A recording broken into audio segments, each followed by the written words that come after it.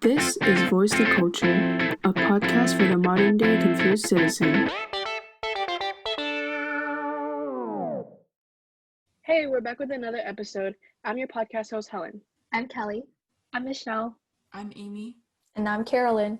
In this episode, we'll be discussing the prejudices placed on immigrants, specifically in America, asylum, erasure along the Mexican border, and the role immigrants play in our society. Disclaimer, we do not endorse illegal immigration. Some of the contents covered are based on opinionated ideas and beliefs. Please fact check everything before forming conclusions. So, considering how all of us are children of immigrants, have you guys experienced prejudices made against you and your family? I mean, yeah, I feel like since I grew up in a city where there weren't a lot of people of Eastern Asian descent, I remember like feeling like an outsider a lot and feeling like my culture was too niche whenever there was like culture day or like a culture potluck at school. And like I remember going to lunch at school and then I would like bring my authentic Vietnamese food, and then I would always have kids making faces and asking me what I was eating. And it was pretty bad because I remember in fourth grade I was just on the monkey bars like you know like the aspiring gymnasts do, like and I remember like doing like twirls and stuff because I knew how to do that, and I almost accidentally kicked this boy in the face on accident. And even though I didn't mean to almost kick him in the face, it was like an accident. He like got really mad and he said, "You fucking Chinese girl."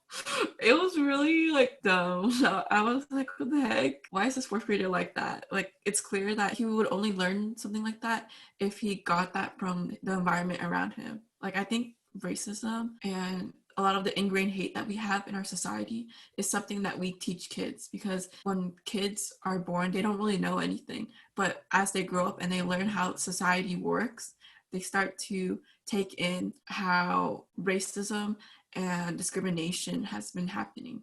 And it's really up to how the child is taught whether it's good or bad. Yeah, I definitely agree with Amy. It stems from like an early age too, you know? Like I remember during kindergarten, I had like a similar experience to Amy. I brought my school lunch like during kindergarten, and then there was like something called like choy in like my lunch, you know? And people saw it and they started making fun of me, and they were like, "Why are you eating grass?" you know? And like it just made me so self-conscious about like everything about my culture, you know, like the food, the way we dress. And so I just stopped bringing like my food. I started eating school lunches instead, and I would be too scared to bring like food from home because I was afraid people are going to judge again, you know? And so these kind of things have like a really bad effect on like I feel like everyone around them, because then it also presents like the mindset that, oh, it means that we should follow like what they're saying. Sorry, Sally, I didn't bring a crusty, dusty ass Lunchable pizza with no seasoning. Like, sorry that you think salt is spicy, but okay. Yeah, I just wanted to say thank you guys for being so vulnerable and sharing your stories, even though it might have been like very traumatic at your age or just not an overall good experience, but an important one to talk about for today's episode. I feel like I should have mentioned it earlier, but the part about a majority of Asians being represented in my old city, I think it kind of contributed to how I also viewed myself, because I feel like since there weren't that many Asians that I could talk to or relate to and like embrace my culture with, I felt like I was playing into stereotypes of what an Asian kid is considered to be. Or I feel like because when I was younger and I was pushed to do academically well, and I think I was ahead of my classmates in like elementary school, and because of that I feel like that might have led to the impression from my classmates that the Asian kids are always the smartest. And I feel like when you're exposed to more, you aren't as ignorant. And I think that's really important to note too, because we only know what we've experienced or what we've seen.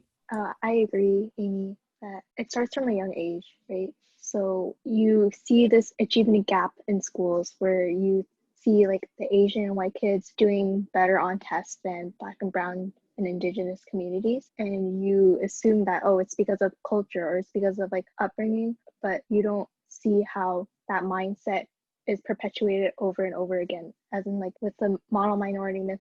I think there's just so much of a stigma against people who come from these underrepresented communities succeeding, and that leads to other people having so much fear against these immigrants for having so much success and taking away their jobs, quote unquote. So what do you guys think about that? Why do you think there is such a divide between these two sides?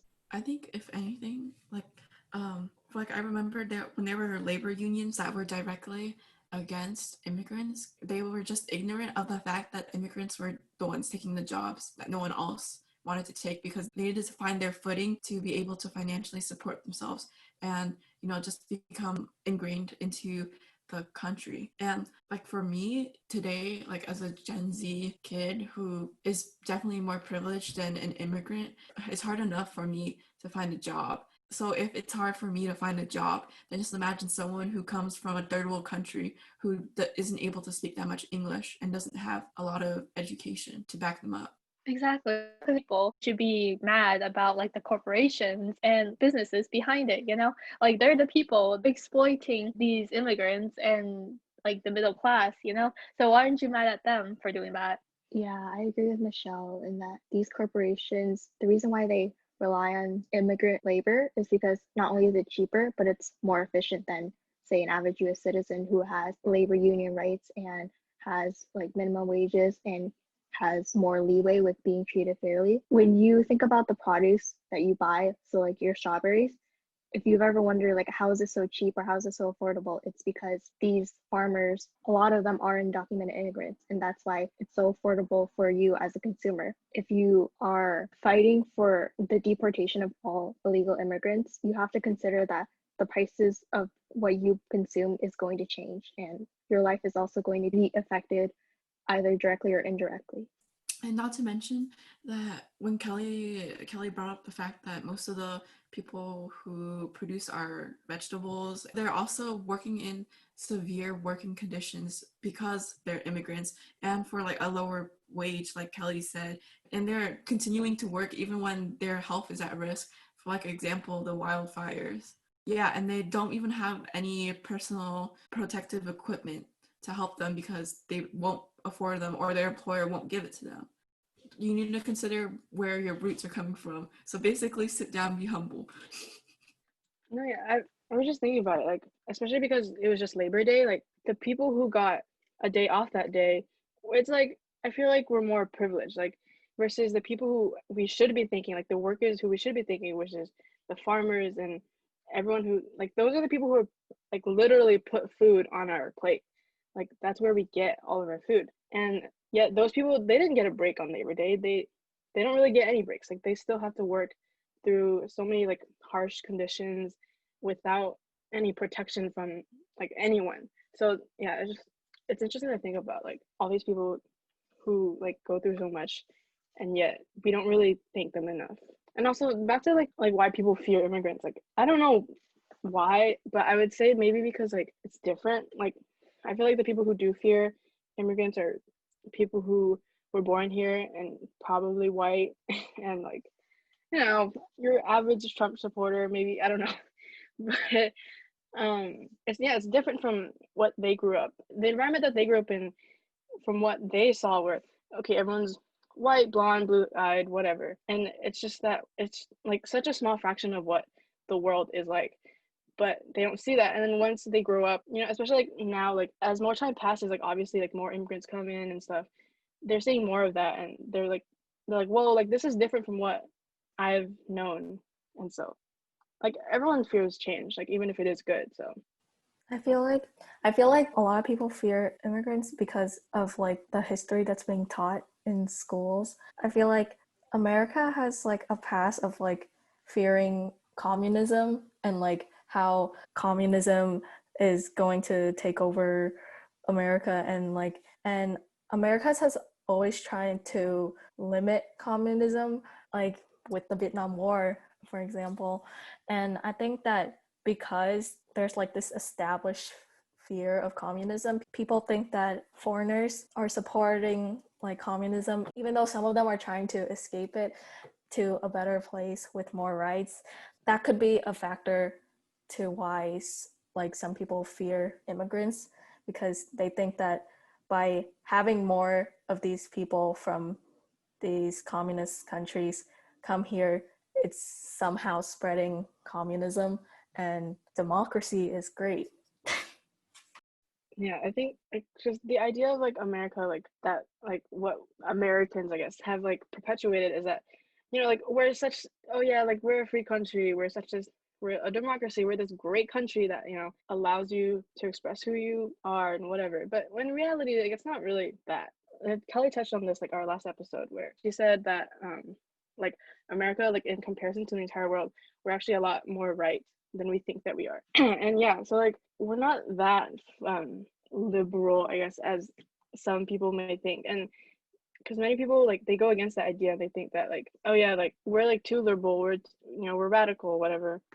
I mean, in my opinion, I feel like a free country is like when, a country protects the civil like liberties of like everyone, I feel like that includes like people that like as of like right now, people that society feel are like held at like really low regards, like criminals or like the homeless people, like when you say free country, you're saying that they also protect like the civil liberties of them. They also provide shelter and like the basic necessities for them as well. But right now it seems like people are just like they're just ignoring them right now. And so I feel like right now it's not really much of a free country, It's only a free country for the people at the top, the cisgender white males, who are also billionaires.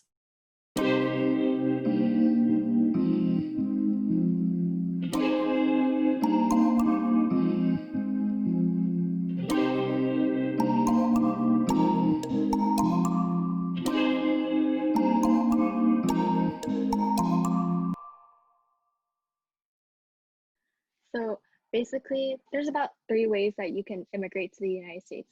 One is being a spouse or a direct relative of someone who is a US citizen. Another way is through getting employed in the US. And the final way is seeking like asylum or humanitarian protection. So the easiest way is through directly being a family. So if you are the spouse of a United States citizen, you have the fastest way of receiving a green card and becoming a citizen. The wait time, best case scenario would be around 6 to 7 years. If you're a child or if you're not like a direct relative, it's a lot more complicated in that you would have to wait around 12 to 28 years.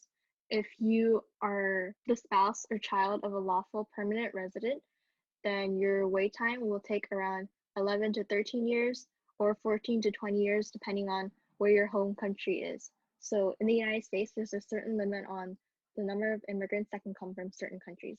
So as of now, China, India, Mexico, and I think another country are the most popular countries to immigrate to the United States. So it's very difficult to immigrate from one of those countries compared to other countries. If you do not have family in the United States, but you have an employer who is one willing to fill out your paperwork and wait for your processing time to become a citizen, then the ideal case would take around 11 to 16 years. But if not, you're kind of out of luck. If you don't have either a relative, a resident, or a job, then your last option is to seek asylum, which again, I think the concept of seeking asylum in the United States is very like difficult to comprehend, but basically you kind of have to be in the country in order to seek asylum. So you can seek asylum at the border and inside, but you like can't kick someone out for like trying to seek asylum, if that makes sense. You can also just be rich and invest $1 million into the US economy, but like we all know how that goes and how accessible being rich is. $1 million? Jesus, no thanks. Yeah, so as you can see, it's not exactly super easy to immigrate in the United States. Not only does it take a lot of time, paperwork, and money, but also getting through Immigration and Customs Enforcement, also known as ICE, and other border restrictions.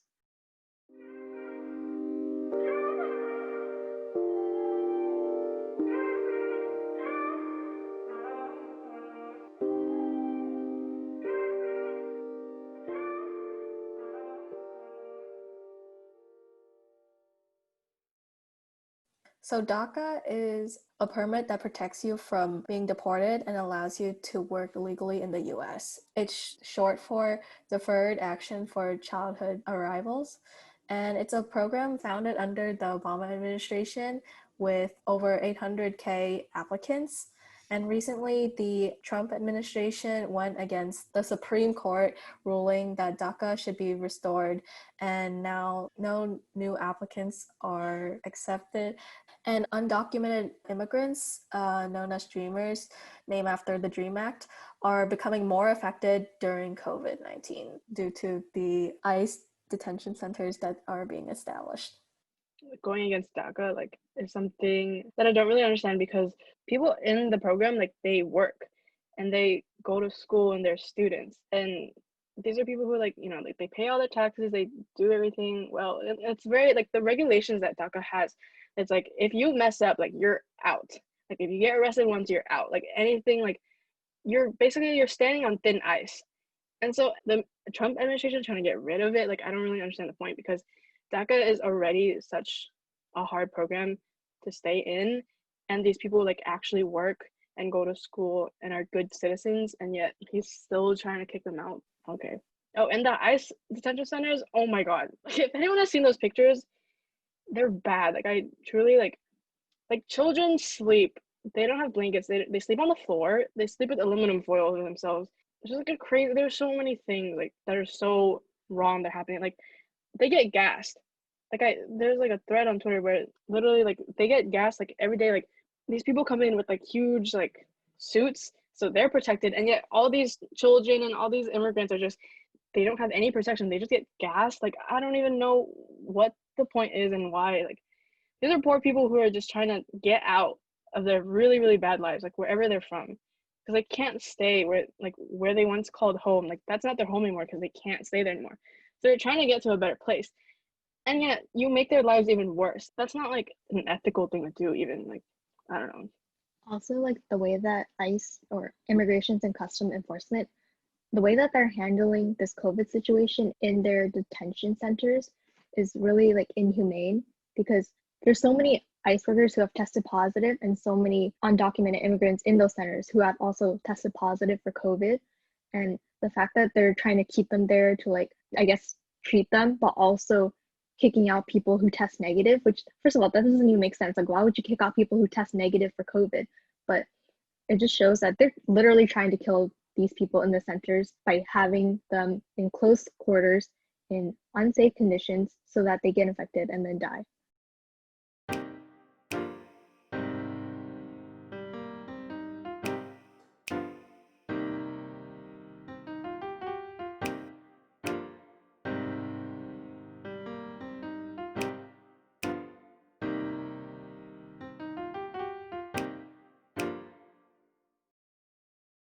Furthermore, the US government needs to put a large emphasis on creating a more reformed system that can make immigration more affordable and easier if they want to prevent an increase of illegal immigration. The process right now is like really flawed. It imposes strict requirements that the individual must meet to receive a green card, such as by having an immediate family member or a citizen with a similar relationship. And like the person that approves of the petition can also be like racially prejudiced against the immigrant as well, but like they need to approve of this request in order to be qualified. And additionally, visas are also really necessary to attain a green card. But then, however, there is also annual caps of the number of visas provided for every country. So for spouses and children of lawful permanent residents, the number of visas awarded is capped at 114,000 per year, and the employment category is capped at 140,000 per year. So that meant that numerous individuals are forced to wait more than like 20 years in order to gain an opportunity to immigrate because of the small quota and the high demand. And for many, 20 years isn't a really viable option, especially for like the older generations.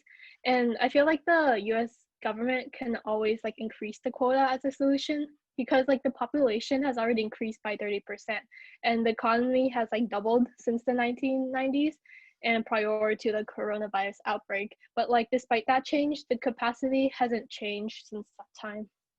Yeah, for immigration, like, people saying like, oh, just come the legal way. Like, why do you have to, like, be an illegal immigrant? Again, we don't endorse that illegal immigration, okay? But like 20 years, listen, like, with people, like, if there's a war or there's people, like, again, they can't stay where they are. and they have to like leave like right away. So they come to the US for a better place. And so they can't wait that long. Like there's no time for them to just stay where they are. Like especially, does anyone remember which country that like we're bombing? Not Afghanistan. Literally anywhere in the Middle East. I think it's Yeah, Syria. anywhere.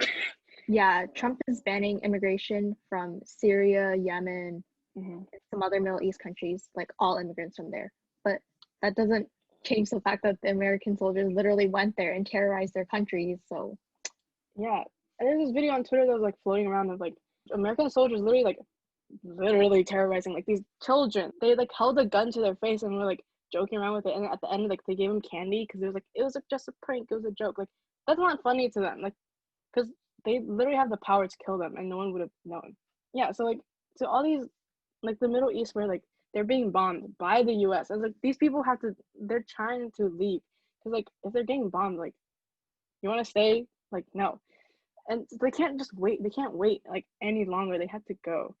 And like the immigration process again, like we've said, it's very hard. And when I looked at like the citizenship test, like there's a survey that said only a third of American citizens would actually pass that test. So the citizenship test is hard. Like imagine like being from another country and then you have to study for a test that determines your citizenship.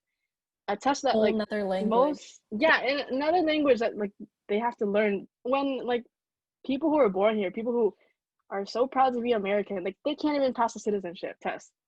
I don't like how America always makes it seem like it's the best place on earth. The people who immigrate here, they literally have no choice but to immigrate here. They're seeking help because the place they're living in right now is like not safe. It's not like you can't live there. Like you'll die if you live there. And that's a lot of cases for a lot of immigrants. And I just don't like how America always seem to demonize them and make them seem like they're here only to like take jobs from other Americans, which doesn't really make sense to me as well, because most of these immigrants can only get a 9-to-5 job if they're lucky. A 9-to-5 doesn't pay you that much as well. And like there's like a lot of 9-to-5 jobs that a lot of Americans don't want either.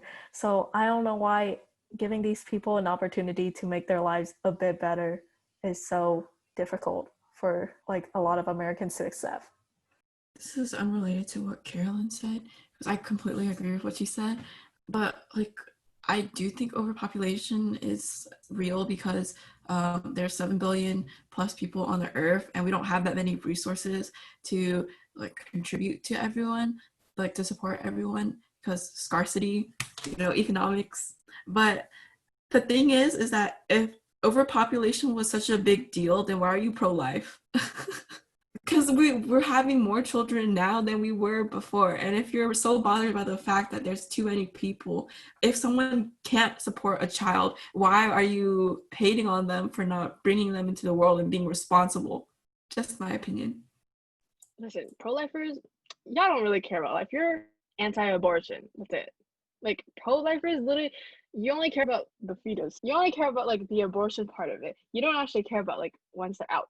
Like adoption, hello, like there are so many like kids who are in foster care and they don't care about them. No one's, or even like we talked about it in the previous episode where like the Trump administration was like banning gay couples from adopting. Like, why are you doing that? That doesn't make any sense because like there's so many kids and again that adds to overpopulation. Instead, like you want them to have babies instead, like whatever. Anyways.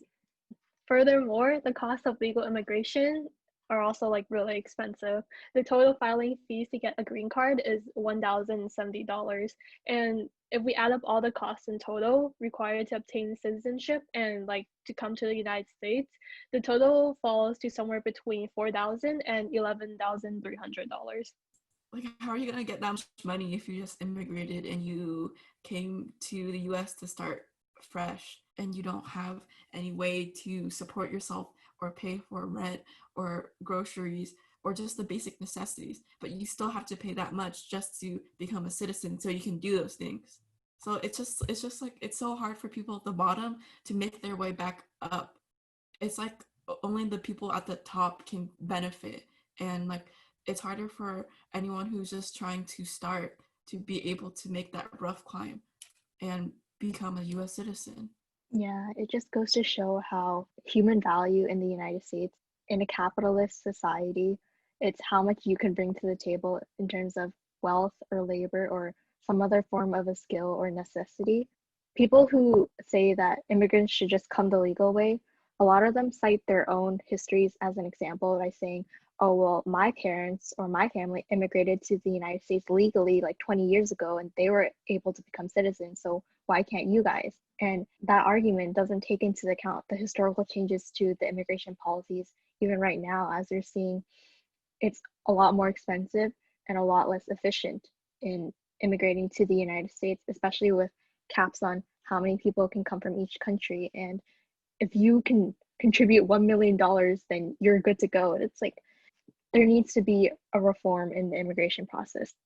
We're not asking to abolish the entire system and, you know, harm US citizens. We're asking to make it more fair and just and not, you know, a corrupt system that, again, favors the rich and wealthy. It's like, I don't think you guys realize that the immigration system is like extremely difficult to like navigate and go through, and like the application process to become like a citizen takes more than like a year, because you have to successfully pass like multiple stages, and it's really hard to do that when, especially, you have to realize that most of them don't know English and they're not familiar with like the entire process because it's so difficult for them to understand, or like they made it like really difficult to understand. And there's so many like different challenges too. Like I like one of my I don't know how I'm related to them, like probably a distant cousin, I don't know, but they've tried to go through like legally and it's been like they've been denied like so many times. Like and like every single time it's so difficult. They put in so much money like each time. And then one time like their daughter got approved, but they didn't get approved, but like he still sent his daughter over here. And so like now the daughter is over here and she's being taken care of like a bunch of strangers. Imagine like going to a new country where you don't know the first thing of like I don't know, like you don't even know how to order a freaking McDonald's burger. I don't know. You don't do that and your parents aren't there with you because like they were denied legal status like to be in the US. Like and then like you're just there and your parents aren't there and you know you miss them but you can't really like you know, you can like call them on the phone, but like it's not the same. Like it's just there's so many obstacles and different challenges that people don't really seem to like take in account. I don't know. I just feel really bad for like we're lucky to like be here, but like there's so many people who go through like so much.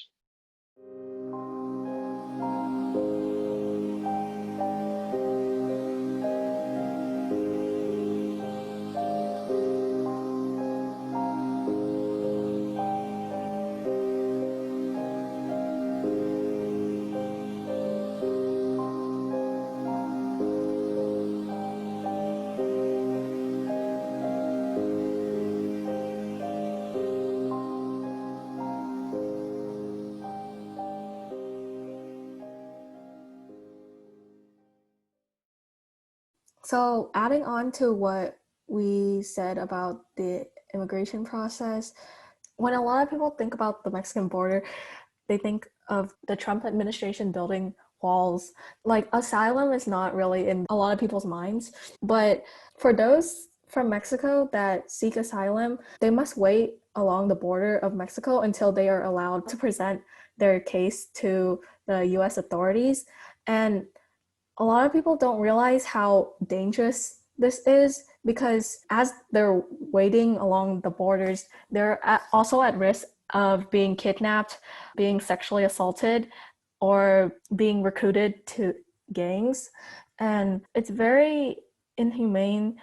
And you can see how the Trump administration is trying to eliminate asylum. Their way of getting rid of these immigrants and people who are seeking help is basically to let them die off, basically. Knowing how dangerous these areas are, they're just letting them sit there at the border without any protection.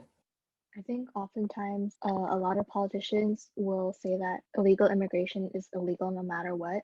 That does not mean that the current laws of immigration are justified, right? Just because something is legal doesn't make it moral. If slavery was once legal in the United States, is it moral to have a slave? Now it isn't, but back then it was considered legal and moral. So when you talk about these illegal immigrants are committing a crimes and they don't deserve any rights, which in the Constitution, they still have some rights, you know? You're not addressing the problems and flaws of the immigration system. There's always room for improvement and reform. And that's what we need right now when these immigrants, as Carolyn mentioned earlier, they're being mistreated in US custody at these detention centers.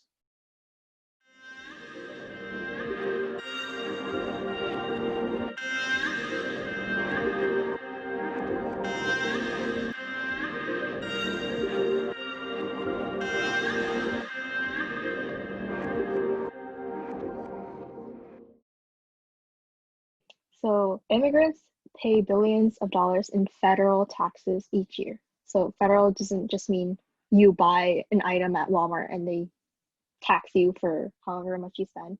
It means they're required to pay these taxes under federal government, just like American citizens. The only difference is, and we talked about this in our AP Gov class, but they are taxed without formal representation. So taxation without representation. These undocumented immigrants, and all immigrants for that matter, they don't have the right to vote, but citizens do. And they're still, both groups are still taxed. So do you guys have like an opinions on should immigrants be allowed to vote eventually? Yes, they live here. They have a right to vote on, like, you know, how their life should be. Yeah, like, and like, Gov class is great. There's less stuff. But like, you know, we did this like kind of like a poll thing to see where like you stand on the political spectrum. And there's like a question, there's a bunch of questions that are like, do you think immigrants should, you know, have the right to vote, should whatever, whatever. And like Republicans and there are other political parties that are on the right that they said that they shouldn't be able to vote versus parties on the left that say that they should vote. I feel like they should because, like, again, like they live here. Like the immigrants are a part of the U.S. The U.S. The only reason why the U.S. is even honestly a thing is because of immigrants. Immigrants make this country, and now you're saying that they don't have a right to vote. They don't have a right to do anything. Like that's messed up. Like they work, they go to school, they contribute to the country, and you're invalidating their existence. But okay. Dude, I can send you guys a copy of 2 studies on the debate, and the one for immigrants having the right to vote, it's like very insightful because I thought it was like illegal to give immigrants the right to vote because like that's the basis of citizenship is you having the right to vote. But there's actually nowhere in the Constitution that say that it's illegal and that you have to be a citizen to vote. It's really more of a construct of American government as we progress. And again, the idea of taxation without representation, if that can be a battle crying call during the American Revolution, then why does it not apply now? You know what I mean? Like, anyways, Exactly. Like they work, they pay taxes. You're not giving them the right to vote. Like that's the whole reason. Again, the whole reason why the U.S. is here. Okay. Wait. Okay. Literally. Wait. Okay. Now that I think about it, like everything that we like, why the U.S. is even here, like everything that we fought against, we're re-establishing. Like what? Ugh.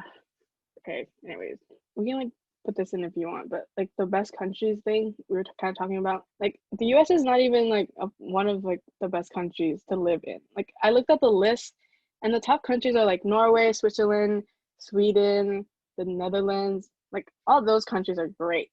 The U.S. is like nowhere to be seen on those best countries to live in list. So yeah, the U.S. is not that great.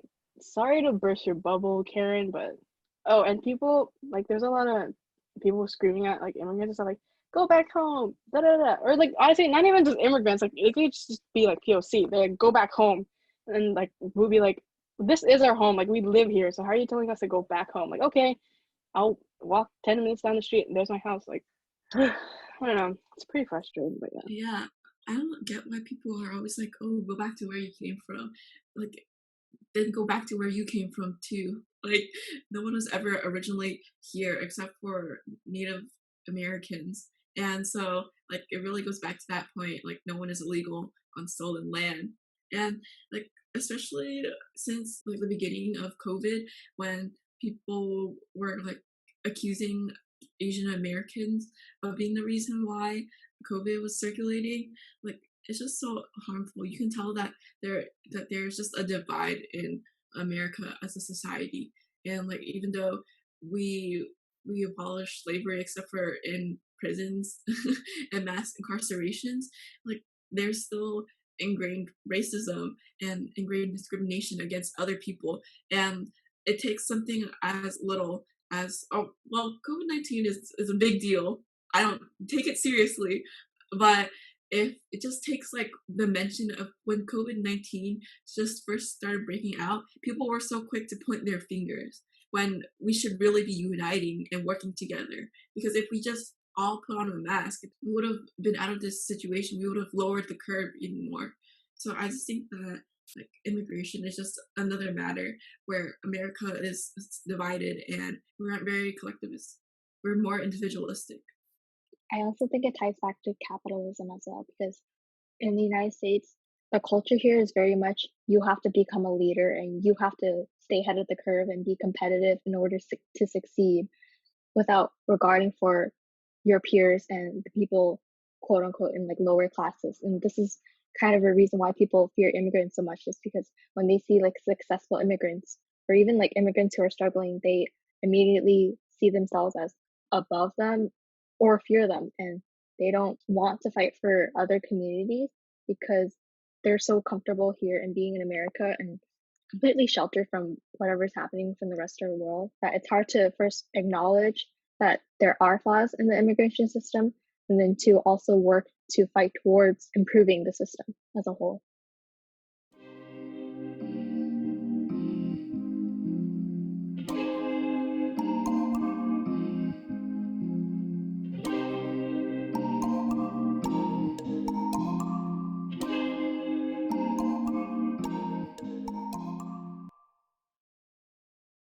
You can also support immigrants by following organizations that inform and fight for immigrant rights, such as Siren.